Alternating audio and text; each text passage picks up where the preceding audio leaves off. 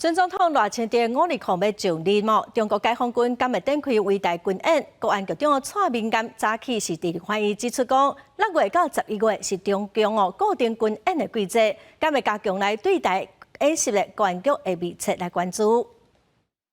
中共继续伫咧台海有军事行动，国防部伫咧7月发布，总共征集强舰7台次出现伫咧台海，国军运用任务舰亚华地飞弹监控应对。针对前总统赖清德5日控就职就职要到啊，中共是毋是对台湾实施围台军演？国安局长蔡明安分析，中共对台是采取火箭2种手法，影响未来新政府两岸政策的走向。再加上6月到11月拄好是中共军演的日季，所以诚做大家注意的焦点。从6月到11月份，因为是中共它例行军演的季节，所以这个部分在进入了中共军演的热季，中共会不会借口来进行一些军事的演习，来对台湾施加进一步的压力？那我想这也是我们国安局目前正在关注的一个重点。因那中国全国政协主席王沪宁讲，无人想要烧战。蔡明安强调，维持台海地区的和平稳定是台湾上悬的战略目标。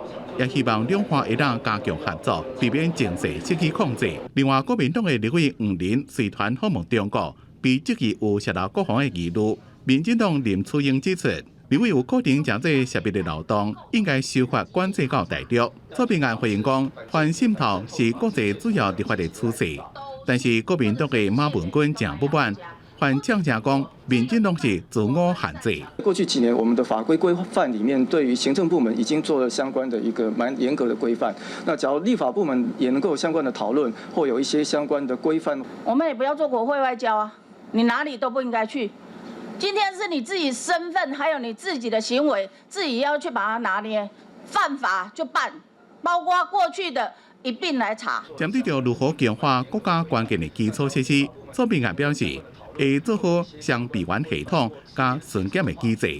因那中共嘅保守国家机密法生效，蔡明安回应，这项法案授权第一线查查人员正大权力，并且强调或将党嘅领导。